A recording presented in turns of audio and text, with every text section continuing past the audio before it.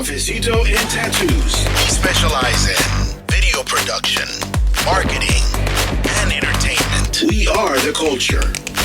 Welcome to CNT. I'm here with Kendahl Voelker. How are you, young lady? I'm great. Thanks for having me tonight. It's a pleasure. She's a professional pillow fighter, a badass when it comes to combat sports. Yep. So tell me a little bit about your background. My background. Well, first and foremost, I was born in North Florida, Jacksonville, 1989. Wait, I'm just revealing my age there, sorry. But that's where it all started. And then my family and I, we started moving around the globe internationally for my father's job. And there really wasn't a lot of opportunity for competitive sports where I was living. So my family eventually put me into martial arts when we lived in Saudi Arabia.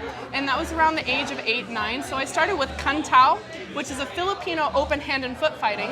Okay. And so when we moved back to the United States, I started... That has nothing to do with kung pao chicken, does it? No, not at all. Okay. Well, no. And so that's kind of like where I got my taste for unleashing that aggression in a striking way. And then I played 20 years of volleyball, and it was always my dream to be an Olympic athlete. Okay. So I was training for that. So I've been Olympic lifting and training to be an Olympic athlete, played at University of Virginia, and was all ACC.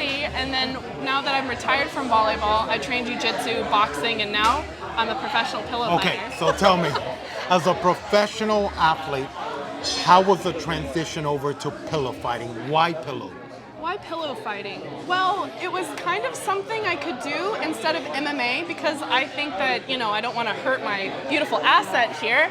And I don't want to really mess up the rest of my body too bad. And I love jiu-jitsu, I love boxing, but pillow fighting is something you can do and not bleed. What is your professional record in pillow fighting? Professional record in pillow fighting, I am 2-2.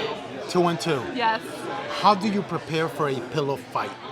Okay, you have to have an excellent stamina, and you have to run stadiums. So I'll go to FAU Stadium and I'll run the whole thing and sprint up and down for cardio. And then swimming, biking, regular triathlete type of work. And also MMA training. So I work with a few trainers and professional MMA fighters on different fighting techniques, and I spar people.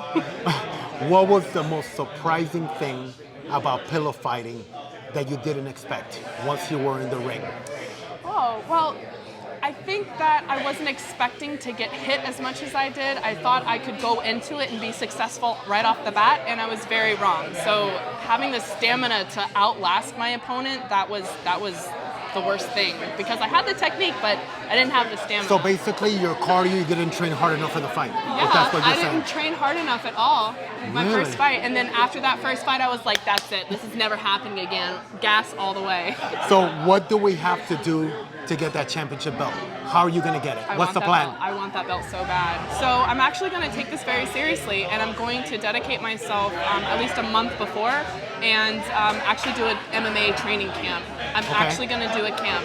Okay. Yep. Do you think I look like I could do pillow?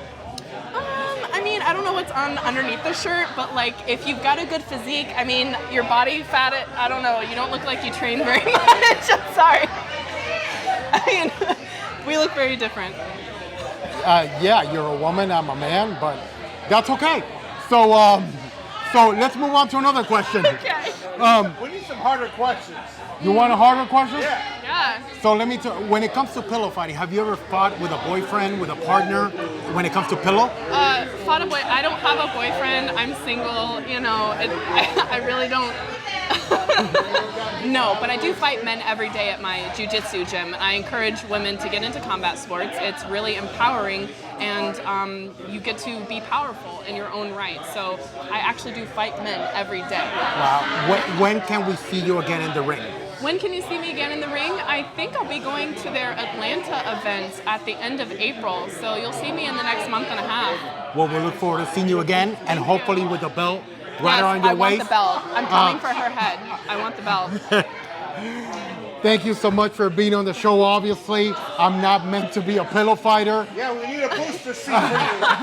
A bare knuckle fighter. I'm here getting picked on by everybody in the arena. Thank you so much for joining. Booster seat. Thank you so much for joining the show today. I'm here with a real fighter and someone by the name of Renee Whitebird Rodriguez in the background.